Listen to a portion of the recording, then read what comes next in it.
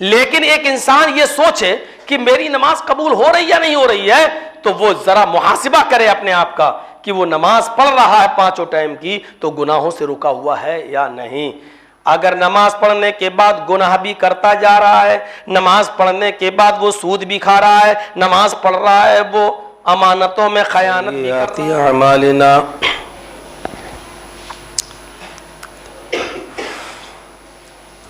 من يهده الله فلا مضل له ومن يضلله فلا هادي له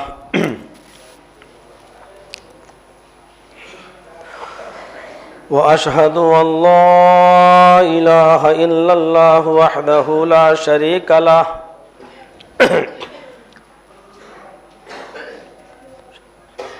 وأشهد أن محمدًا عبده ورسوله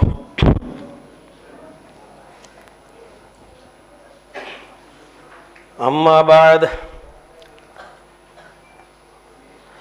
فإن خير الحديث كتاب الله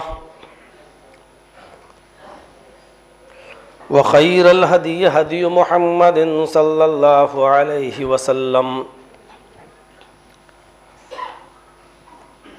وشر الأمور محدثاتها وكل محدثة بدعة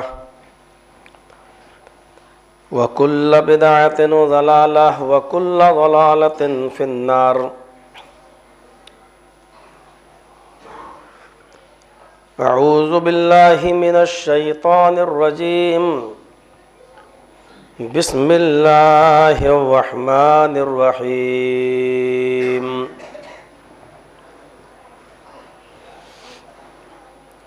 اتل ما اوحي اليك من الكتاب واقم الصلاة ان الصلاة تنهى عن الفحشاء والمنكر ولذكر الله اكبر والله يعلم ما تصنعون۔ رب اشرح لي صدري ويسر لي امري واحلل عقدة من لساني يفقهوا قولي۔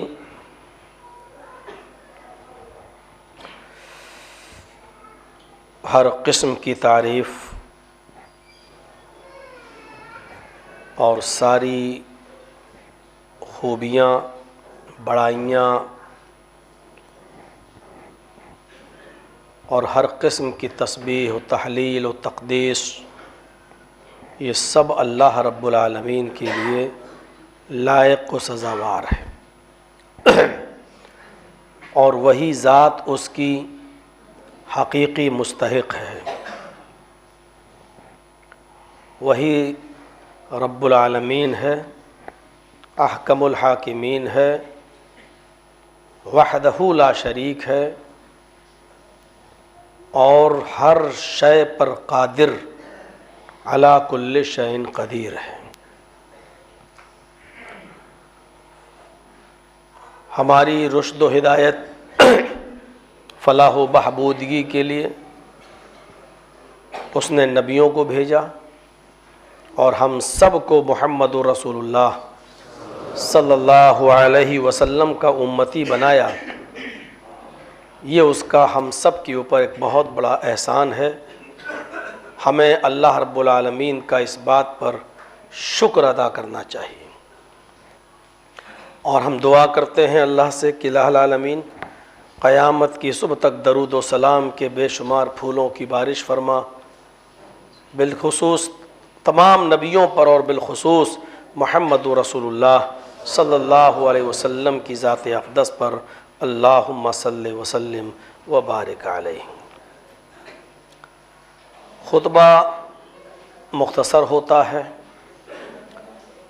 لمبا خطبہ منع بھی ہے حدیث میں، اور اللہ کے رسول نے اگر کوئی بات بتائی ہے تو اس کو ماننا ہر مسلمان کے لیے ضروری بھی ہے۔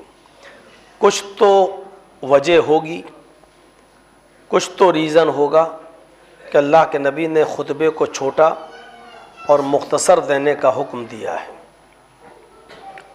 لوگوں کی ضرورتوں کو، لوگوں کی پریشانیوں کو سامنے رکھتے ہوئے آپ نے فرمایا کہ عقل مند اور دانش مند انسان وہ ہے جو جمعہ کا خطبہ چھوٹا دے، مختصر دے۔ اس مختصر سے خطبے میں قرآن کی جو آیت کریمہ 21ویں پارے سے میں نے آپ کے سامنے پڑھی ہے، اسی پر میں ایک چھوٹا سا درس آپ کو دینا چاہتا ہوں۔ اتلو ما اوحی الیک من الکتاب، پہلا حکم، اے نبی صلی اللہ علیہ وسلم آپ اس کتاب کی تلاوت کیجئے جو آپ کی طرف وحی کی گئی، جو آپ کی طرف اتاری گئی، یعنی قرآن۔ یہ پہلا حکم ہے۔ اس کے بعد کہا گیا وَأَقِمِ الصَّلَاةَ، نماز قائم کیجیے، اور اس کے بعد نماز کا بینیفٹ، نماز کا فائدہ بتایا گیا۔ ان الصلاۃ تنہی عن الفحشاء والمنکر، نماز انسان کو کھلی ہوئی اور ظاہری برائیوں سے، والمنکر اور چھپی ہوئی پوشیدہ برائیوں سے بھی انسان کو روک دیتی ہے۔ فحشاء کے معنی ہوتے کھلی ہوئی برائی جو نظر آئے، اور منکر کہتے ہیں ایسی برائی کو جو چھپ کر کی جائے، جو لوگوں کو پتہ نہ چلے،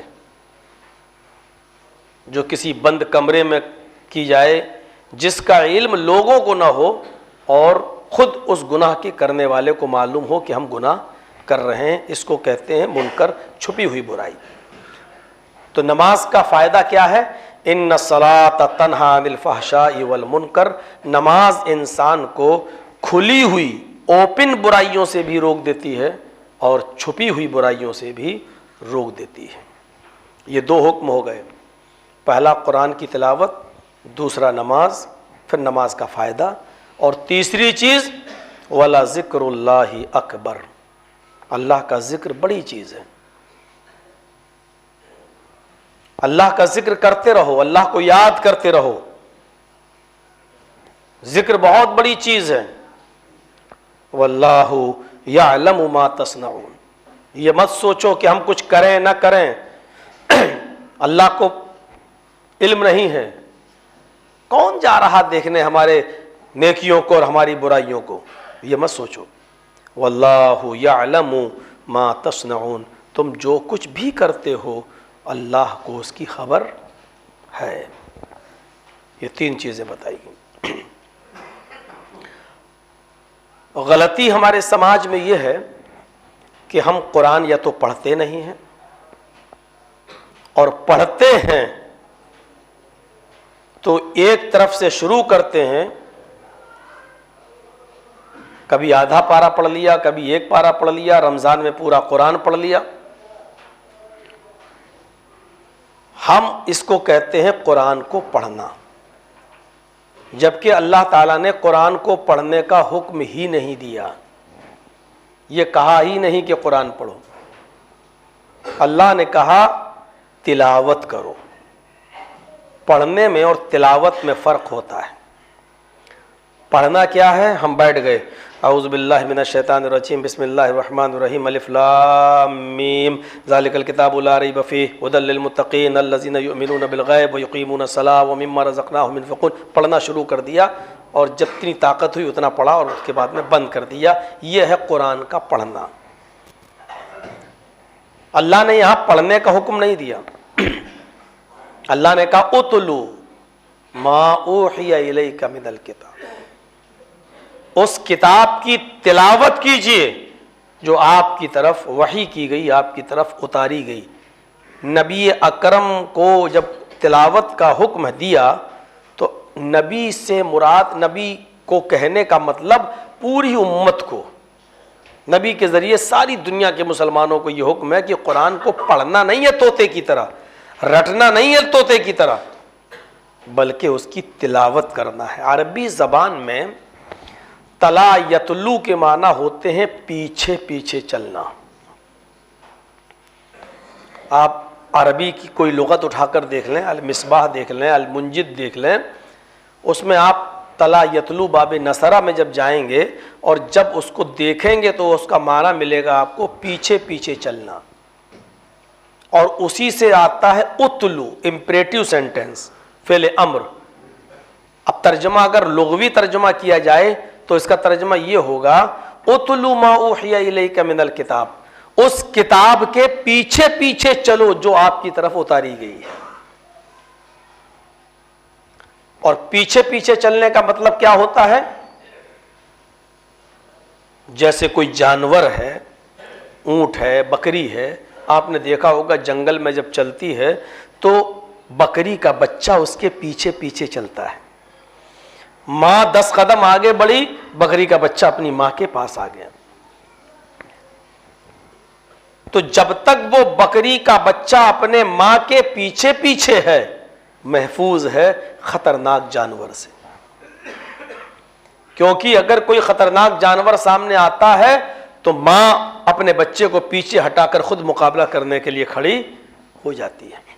ایک مرغی کو دیکھ لو، چلتی ہے، دانا چگتی ہے، اس کے بچے اس کے ارد گرد رہتے ہیں، سامنے سے اگر کوئی بلی آ جائے تو فوراً اپنے پروں کو پھیلا کر اپنے بچوں کو اپنے پروں میں سمیٹ لیتی ہے۔ یہ ماں کی ممتا ہے۔ تو جب تک تم اس کتاب کے پیچھے پیچھے رہو گے محفوظ رہو گے، دنیا کی کوئی بھی طاقت تمہارا کچھ نہیں کر سکتی، لیکن شرط یہ ہے کہ قرآن کے پیچھے پیچھے چلو، جو وہ کہہ رہا ہے وہ کرو، جس سے روک رہا ہے اس سے رک جاؤ۔ یہ ہے قرآن کی تلاوت کا معنی، ہمیں پیچھے پیچھے چلنا ہے۔ مت پڑھیے آپ ایک رکوع، مت پڑھیے آپ آدھا پارا، آپ ایک آیت پڑھیے، الحمدللہ رب العالمین، بس۔ اب آپ دیکھیے الحمد کے معنی کیا ہے۔ اب آپ دیکھیے کہ حمد پہ الف لام جو لگا ہوا ہے، الحمد، یہ الف لام کس چیز کا ہے؟ اب آپ دیکھیے کہ الحمد میں کون کون سی تعریفیں شامل ہیں۔ جب آپ الحمد کو سمجھ لو تب آپ آئیے للہ، الحمد للہ۔ اللہ نے کہیں للہ کہا، کہیں اللہ کہا، کہیں اللہ کہا، کہیں اللہ کہا۔ آیت الکرسی پڑھیں گے تو کیا کہیں گے؟ اللہ لا الہ الا هو الحی القیوم، یہاں اللہ نے اللہ کہا، کہیں اللہ نے اللہ کہا، ان اللہ علی کل شیء قدیر، کہیں اللہ نے اللہ ہی کہا، للہ ما فی السماوات و ما فی الارض۔ اب آپ اس کی تحقیق کریے کہ کبھی اللہ کبھی اللہ ہو، کبھی اللہ ہے، معنی کیا ہے؟ ٹائم لگے گا۔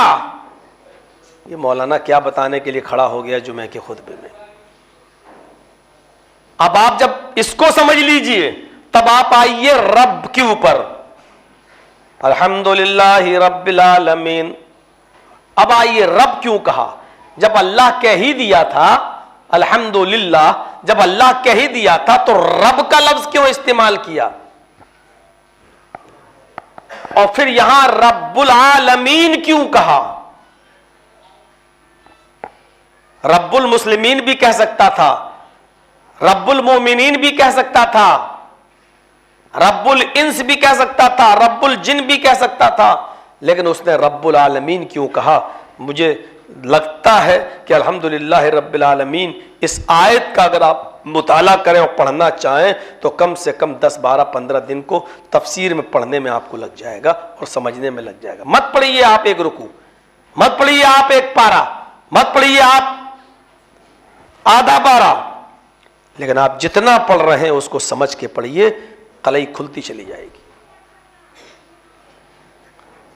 میرے بھائیوں، قرآن کوئی معمولی کتاب نہیں ہے۔ اس کی تلاوت کا حکم دیا گیا، اور تلاوت کا معنی ہی ہوتا ہے کہ اس کے پیچھے پیچھے چلنا ہے، اور پیچھے پیچھے آپ اس کے چلیں گے جس کو آپ سمجھتے ہوں گے۔ ہر آدمی کے پیچھے پیچھے تھوڑی چلے جائیں گے۔ آپ کسی گنڈے کے پیچھے جائیں گے تو آپ کو کیا ملے گا؟ آپ کسی شرابی کے پیچھے چلیں گے تو آپ کو کیا ملے گا؟ آپ کسی جواری کے پیچھے ایسے تھوڑی چلے جائیں گے. تو آپ جس کے پیچھے پیچھے جائیں گے اس کا جاننا ضروری ہے کہ وہ کیا ہے، اس کی حیثیت کیا ہے، اس کا مقام کیا ہے. اس کے پیچھے چلنے میں ہمیں کوئی نقصان تو نہیں ہے. تو اس کا مطلب یہ ہے کہ قرآن کے جب پیچھے پیچھے چلیں گے تو قرآن کو سمجھنا پڑے گا آپ کو کہ قرآن کیا ہے. لفظ قرآن ہی یہ بتلا رہا ہے کہ قرأ یقرأ کے معنی پڑھنا، تو سمجھ کر پڑھنے والی کتاب ہے یہ. قرآن اسی سے آیا، پڑھنے والی چیز، پڑھنے والی کتاب. قرآن تو آیا ہے پڑھنے کے لیے، اور پھر اللہ کا حکم یہ ہے کہ قرآن کو پڑھو لیکن طوطے کی طرح مت پڑھو اور ایک راجدھانی ایکسپریس کی طرح مت پڑھو، بلکہ قرآن کو پڑھنے کے ساتھ ساتھ اس میں تلاوت بھی شامل ہونی چاہیے. اُتْلُ مَا أُوحِیَ إِلَیْکَ مِنَ الْکِتَابِ. عرب کے اندر آج بھی اونٹنی کا ایک بچہ ہے جس کو تلو کہتے ہیں عرب کے لوگ. تلو، یہ تلو ہے، ہاذا تلو، یہ تلو ہے. لیکن اونٹنی کا کون سا بچہ؟ جنگل میں اونٹنی کا ایک بچہ ہوتا ہے جو اپنی ماں کے پیچھے پیچھے چلتا ہے، جہاں جاتی ہے ماں بچہ وہیں جاتا ہے. عرب کے لوگ اونٹنی کے اس بچے کو کہتے ہیں یہ تلو ہے، ہاذا تلو. یہ اونٹنی کا بچہ محفوظ ہے اس لیے کہ وہ اپنی ماں کا ساتھ نہیں چھوڑتا ہے. اس بچے کو عرب کہتے ہیں تلو، اور اسی تلو سے تلاوت بنائیں. اُتْلُ مَا أُوحِیَ إِلَیْکَ مِنَ الْکِتَابِ. اس کتاب کی تلاوت کرو جو آپ کی طرف اتاری گئی ہے. جیسے اونٹنی کا بچہ اپنی ماں کے پیچھے پیچھے چل کر اپنی جان کی حفاظت کر لیتا ہے، ایسی قرآن کے پیچھے پیچھے چل کر تم بھی دنیا کی تمام قوموں سے اپنے آپ کو بچا لو گے. آج کے اس دور میں جگہ جگہ جہاں مسلمان پریشان ہے، دنیا کے کسی بھی ملک کو اٹھا کر دیکھ لو، سیریا کو دیکھ لو آپ، فلسطین کو دیکھ لو آپ، عراق کو دیکھ لو آپ، ایران کو دیکھ لو آپ، پاکستان کو دیکھ لو آپ، اپنا ملک ہندوستان کو آپ دیکھ لو. مجھے یہ بتا دو بنگلہ دیش کو دیکھ لو. آج یہ بتاؤ کہ مسلمان کہاں چین اور سکون کے ساتھ ہے اور مسلمانوں کو کہاں شانتی مل رہی ہے؟ دنیا کے کسی ملک کو آپ دیکھ لو. دنیا کی ساری قومیں آج ہمارے اوپر حاوی ہونا چاہتی ہیں. یوشک الامم ان تدع علیکم کما تدع لکلۃ علی قصتھا. ایک ایسا زمانہ تمہارے اوپر آ جائے گا، دنیا کی ساری قومیں تمہارے اوپر ٹوٹ پڑیں گی جیسے بھوکے لوگ دسترخوان کے اوپر ٹوٹ پڑتے ہیں. پوچھنے والے نے پوچھا وَمِن قِلَّةٍ يَوْمَئِذٍ نَحْنُ. اے اللہ کے نبی اس وقت کیا تعداد میں سنکھیا میں ہم کم ہوں گے؟ فرمایا بل انتم کثیر یومئذ. نہیں، اس دن تم تعداد میں بہت زیادہ ہوگے. تمہاری تعداد، تمہاری سنکھیا کم نہیں ہوگی، پاپولیشن کم نہیں ہوگی، بہت ہوگی تمہاری سنکھیا. لیکن وَلَٰكِنَّكُمْ غُثَاءٌ كَغُثَاءِ السَّيْلِ. جیسے سمندر میں کوڑا کرکٹ بہتا ہے ایسے ہی تم زمین پر رہو گے رینگتے ہوئے کیڑوں کی طرح. جیسے سمندر کی موجیں سمندر میں خس و خاشاک کو، کوڑے کرکٹ کو جہاں چاہتی ہیں بہا لے جاتی ہیں، ایسے ہی دنیا کی ساری قومیں تمہیں جہاں چاہیں گی وہاں تمہیں استعمال کریں گی، جو چاہیں گی تم سے کروائیں گی. تم ان کے غلام بن کے رہو گے. جو قوم امامت کے لیے پیدا ہوئی تھی، جو قوم سب کی سرداری کے لیے پیدا ہوئی تھی، جو قوم خود رہبر بننے کے لیے پیدا ہوئی تھی، جو لوگوں کی امامت کے لیے پیدا ہوئی تھی، آج وہ غلامی کر رہی ہے. کنتم خیر امۃ اخرجت للناس. مسلمانوں ہم نے تو تمہیں دوسرے لوگوں کے لیے پیدا کیا. جو قوم دوسروں کے لیے پیدا ہوئی تھی آج وہ اپنوں کو نہیں سنبھال پا رہی ہے. حالات دیکھ لیجئے آپ. ہم صرف جمعے کے خطبوں تک رہ گئے ہیں، ہم صرف دین کا کام جلسہ کرانے کو سمجھنے لگے ہیں. سماج میں کیا ہو رہا ہے اس کی ہمیں کوئی فکر نہیں. سال میں ایک بار ہم نے جلسہ کرا لیا، پورے سال کے ہمارے گناہ معاف ہو گئے. پورے سال تک ہم پھر گناہ کریں گے، اگلے سال پھر ہم خود جلسہ کرا لیں گے.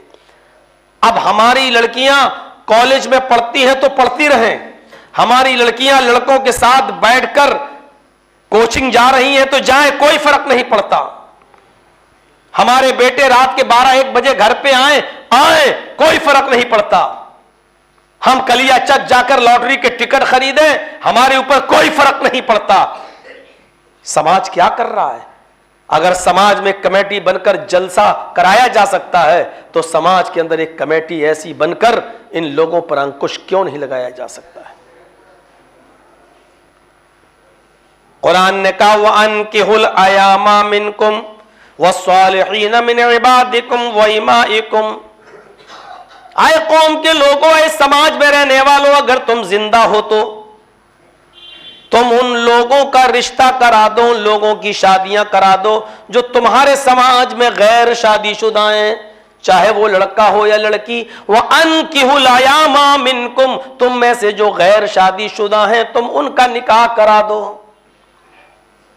لڑکوں سے نہیں کہا کہ تم شادی کر لو، لڑکیوں سے نہیں کہا کہ تم کرو. سماج اور سوسائٹی سے کہا جا رہا ہے، اس گاؤں میں رہنے والوں سے کہا جا رہا ہے کہ تم دیکھو کہ کون غیر شادی شدہ ہے، لڑکا یا لڑکی، اور جو غیر شادی شدہ ہیں ان کا نکاح کرا دو. یہ تمہاری ذمہ داری ہے، ان کا نکاح کراؤ. اب آپ کہو گے اس کا بیٹا وہ سوچے، نہیں، جب تک وہ بالغ ہو چکا ہے، 25 سال کی عمر ہو چکی ہے، 28 سال اور 30 سال کی عمر ہو چکی ہے اور شادی نہیں ہوئی ہے، یہ فکر عام تمام لوگوں کو ہونی چاہیے، کیونکہ وہ لڑکا سماج کے لیے کینسر ہے. کسی کی ماں بہن بیٹی پر ٹوٹ پڑ سکتا ہے اور گر سکتا ہے، اس لیے پورے سماج کی عزت کو بچانا ہے تو اس لڑکے کا نکاح کراؤ. اگر کوئی لڑکی 25 سال کی ہے، شادی نہیں ہوئی ہے، تو یہ سماج کے لوگوں کی ذمہ داری ہے کہ اس لڑکی کی شادی کرائیں، ورنہ وہ کسی غیر لڑکے کے ساتھ کانٹیکٹ کر کے پورے سماج اور پورے گاؤں کے نام کو خراب کر سکتی ہے. بتائیے جلسے کے اندر کیا یہ ساری چیزیں ہو سکتی ہیں؟ جلسے میں تو ایک روح پھونکی جا سکتی ہے، کرنا تو ہمیں اور آپ کو ہے. جو کنوارے ہیں، غیر شادی شدہ ہیں، عمریں بڑھتی جا رہی ہیں اور شادیاں نہیں کر رہے ہیں، وہ کھلے ہوئے ساڑ ہیں جو سماج کے اندر گھوم رہے ہیں، اور سماج کی ذمہ داری ہے کہ ان کا نکاح کرایا جائے. یہ سماج کی ذمہ داری ہے، لڑکے اور لڑکیوں دونوں کی. قرآن نے یہی بات کہی وَأَنكِحُوا الْأَيَامَ مِنكُمْ. جرجیس اسی لیے تو بدنام ہے، کہہ دیا کھلے ہوئے ساڑ ہے. اب کرو چائے کی ہوٹلوں پہ چرچے کی مولانا کو ایسا نہیں بولنا چاہیے. میں تمہارے کسی کے باپ کا غلام ہوں کہ تمہارے منہ سے نکلے ہوئے الفاظ کو میں اپنے منہ میں لاؤں؟ قرآن نے کچھ تو سوچ کے کہا ہوگا سماج کے لوگوں سے کہ ان کی شادیاں کراؤ. کیوں کہا؟ سماج نے چھوڑ دیا، اس کا بیٹا وہ جانے، اس کی بیٹی وہ جانے. افسوس نہیں ہوتا آپ کو؟ سوچتے نہیں ہو کہ 3 لاکھ مہاراشٹر کی لڑکیوں نے کورٹ میں اپلیکیشن دے رکھی ہے کہ میری عمر ابھی 17.5 سال ہے، 18 سال ہوتے ہی میری شادی فلاں غیر مسلم لڑکے کے ساتھ ہوگی، میرا باپ اور میرے بھائی کو انٹرفیئر کرنے کا کوئی حق نہیں ہوگا. ذرا غور کرو، اس بات کا افسوس نہیں ہوتا ہے؟ دل کو تکلیف نہیں ہوتی ہے؟ اور اگر یہ سوچ کر بھی ہمارے دل کو تکلیف نہیں ہوتی ہے تو آپ مرے ہوئے ہیں.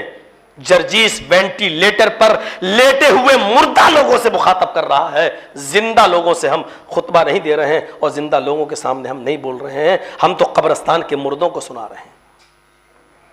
اگر ان تمام چیزوں سے بھی ہمارے سماج کو احساس نہیں ہوتا ہے اور تکلیف نہیں ہوتی ہے، غصہ نہیں آتا آپ کو کہ 3 لاکھ لڑکیاں مسلمانوں کی جن کی عمر 17.5 سال ہو، اور سوچو جو 18 سال سے اوپر ہیں کتنے لوگ ان لڑکیوں نے نکاح کر لیے ہوں گے غیر مسلموں سے.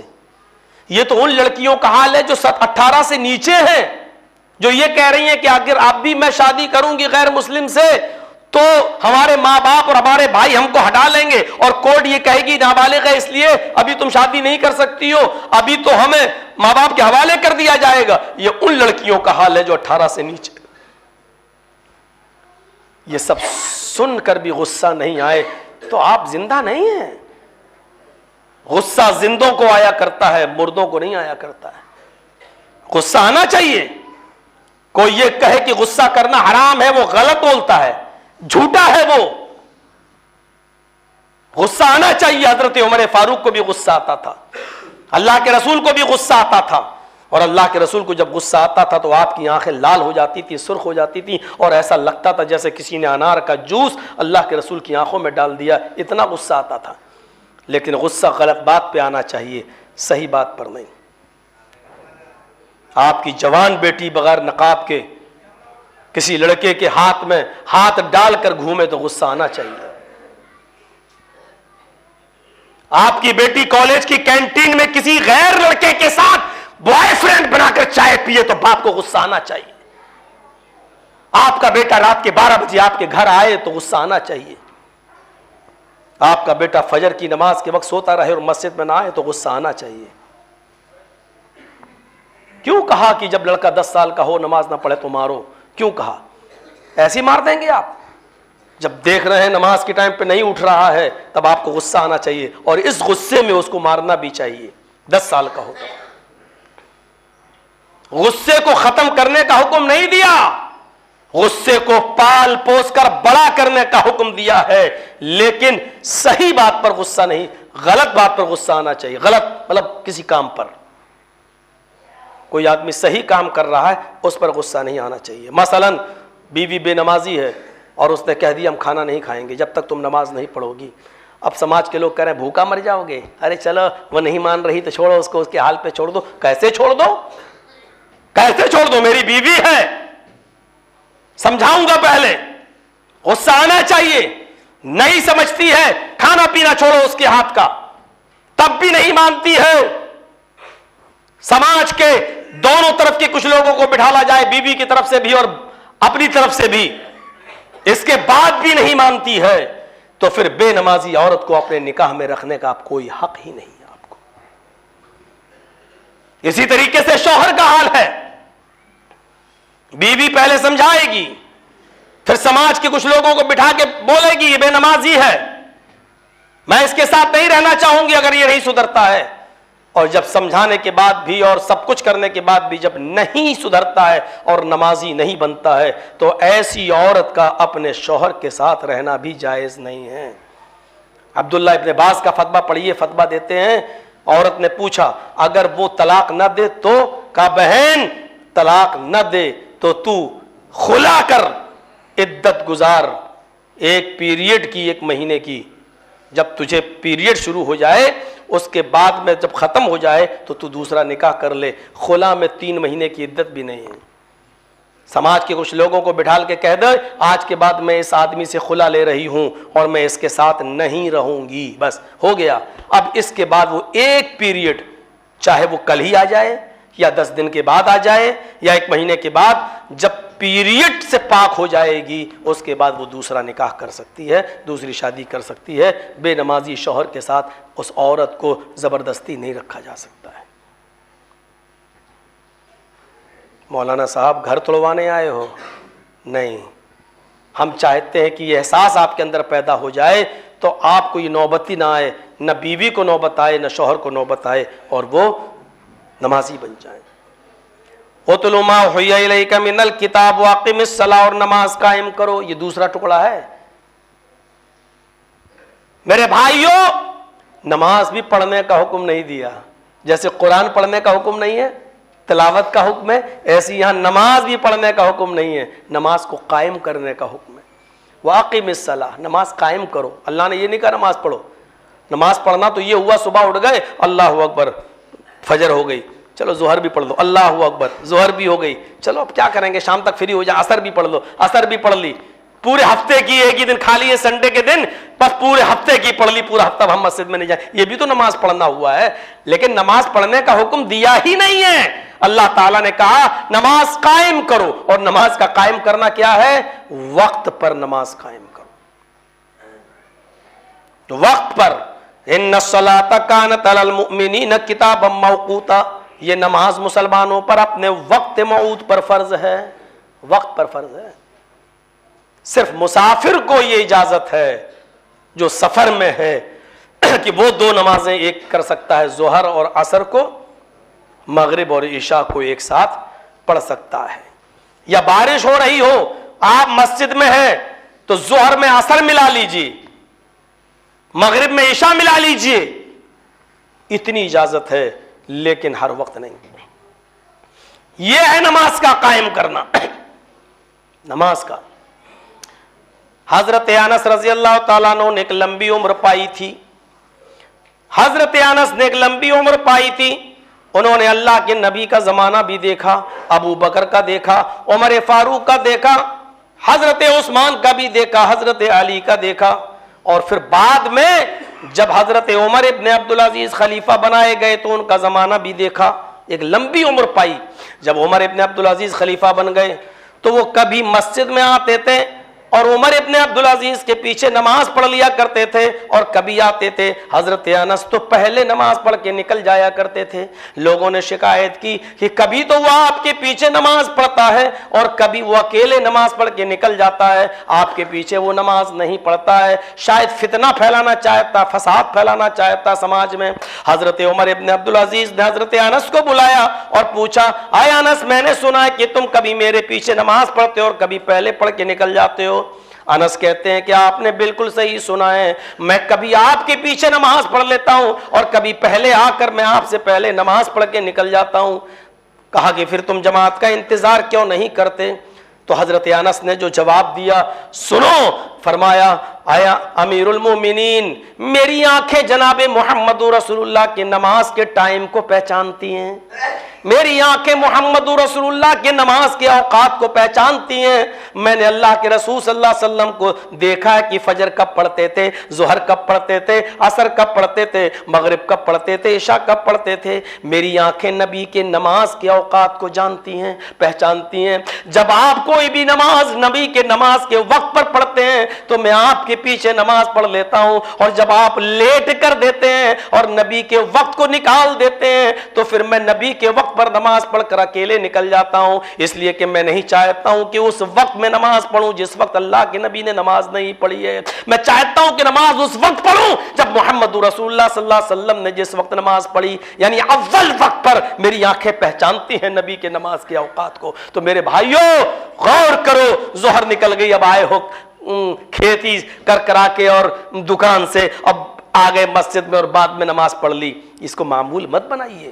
حضرت انس رضی اللہ تعالیٰ عنہ نے عمر ابن عبدالعزیز خلیفہ کے پیچھے نماز پڑھنے سے منع کر دیا تھا، اور یہ کہا تھا کہ ہم جھگڑا نہیں چاہتے، اکیلے پڑھتے تھے اور نکل جاتے تھے۔ پوچھنے پر کہا کہ میری آنکھیں اللہ کے رسول کے نماز کے اوقات کو پہچانتی ہیں۔ کوشش کریے نماز کو اول وقت پہ پڑھنے کی۔ زندگی میں ٹائم ہوتے ہی عقل سے بھی سوچیے آپ کہ نماز سے افضل بھی کوئی عمل ہے، اور کیا اس کو بھی کوئی ٹال مٹول کر پڑھ سکتا ہے؟ آپ کو بھوک لگتی ہے فوراً کھانا کھاتے ہو، اگر وقت ہوتے ہی سب سے پہلے اگر کوئی کام کرنا چاہیے تو اس کی سب سے زیادہ حقدار تو نماز ہے۔ آپ کا اسکول کا ٹائم 7 بجے ہے تو آپ کا بچہ 7:30 پہ جائے گا تو ڈانٹ پڑے گی، کیونکہ اسکول کے ٹائم ٹیبل کو وہ فالو نہیں کر رہا ہے۔ غور کریں آپ، اللہ کے رسول نے بتا دیا یہ ٹائم ہے، ہاں اس کی ایک انتہا بھی بتا دی، یہاں سے شروع ہوتا ہے اور یہاں تک، لیکن آپ نے یہ نہیں کہا کہ اس وقت میں جب چاہو تب پڑھ لو۔ پوچھا کہ ای العمل افضل، سب سے اچھا عمل کون ہے؟ تو آپ نے فرمایا الصلاۃ لوقتہا، نماز کو اس کے اول وقت پہ پڑھنا، نماز کو اس کے وقت پر پڑھنا۔ آپ کے کاموں میں سب سے زیادہ وقت پر اگر کوئی کام کرنے کا حقدار ہے کوئی عمل تو وہ نماز ہے۔ دیکھیے آپ سافٹ ویئر آنے لگے ہیں، صلاتک نام سے ایک سافٹ ویئر آتا ہے، ڈاؤن لوڈ کیجئے آپ اپنے موبائل میں، وہ آپ کو بتائے گا کہ ظہر کا ٹائم کب ہے، عصر کا ٹائم کب ہے، فجر کا ٹائم کب ہے۔ فجر جیسے ہی ٹائم ہو جائے، ضروری نہیں ہے کہ اب آدھا اور 1 گھنٹہ اذان کا انتظار کیا جائے۔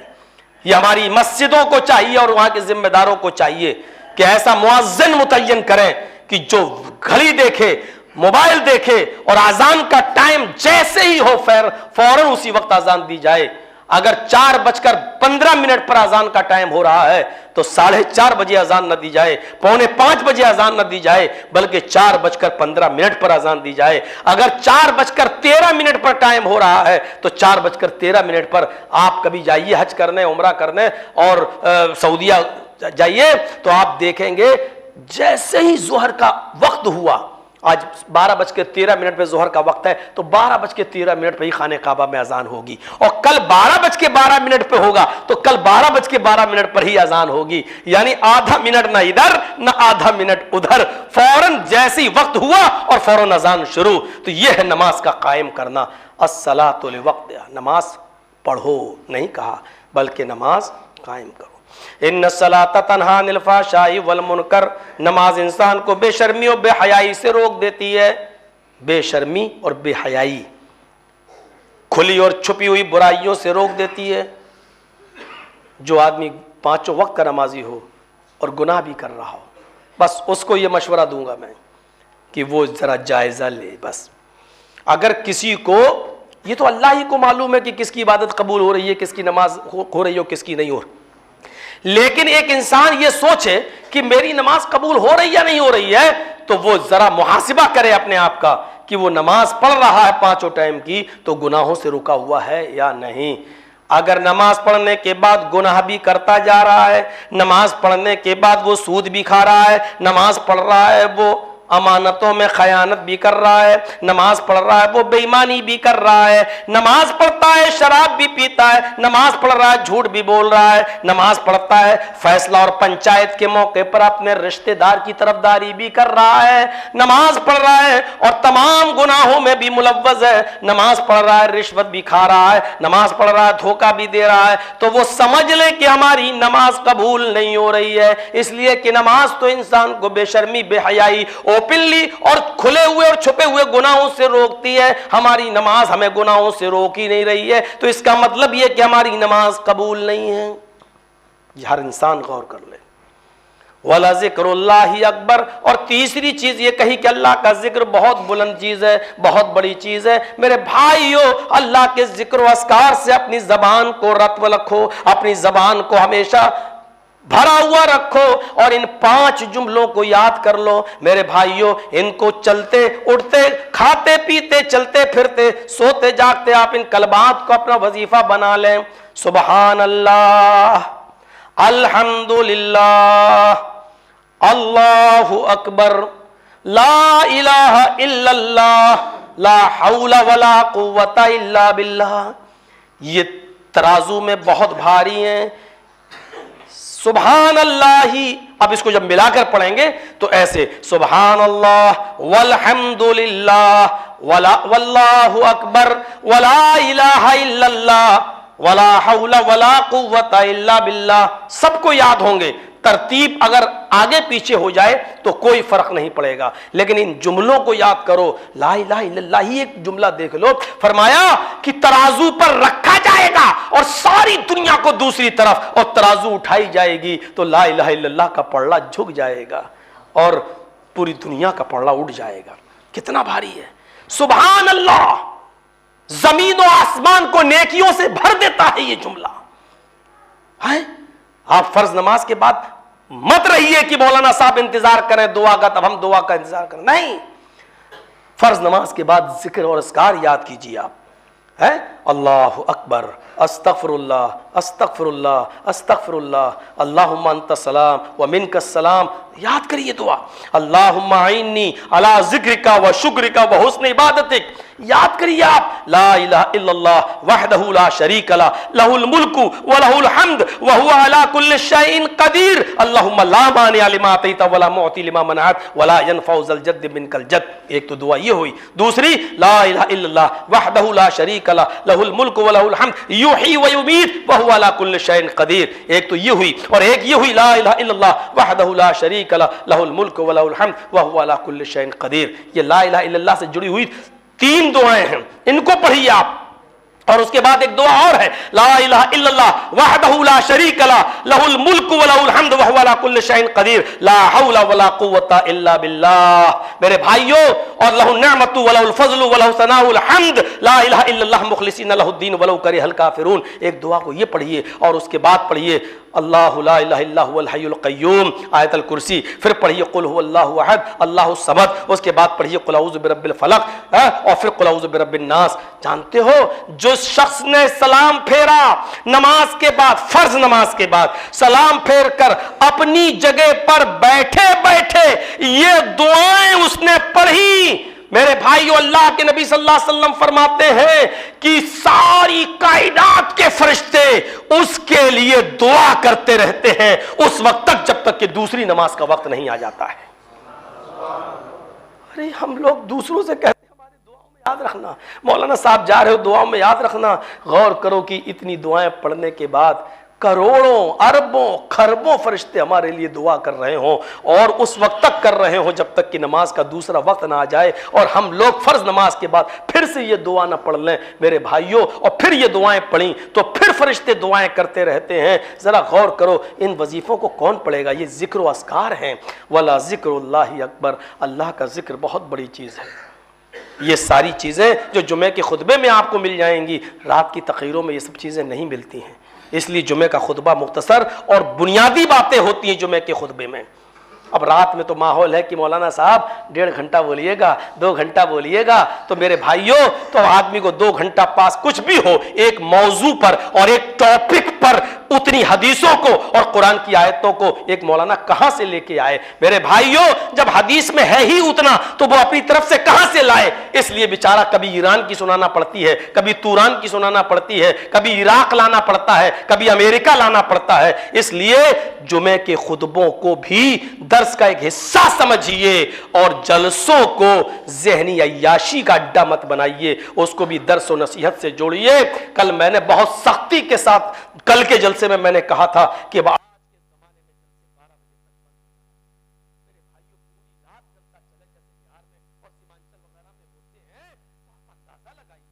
آدمی 2 بجے جلسہ ختم کر رہا، 3 بجے ختم کر رہا ہے اور فجر غائب، تو جلسوں کا کیا فائدہ ہوا؟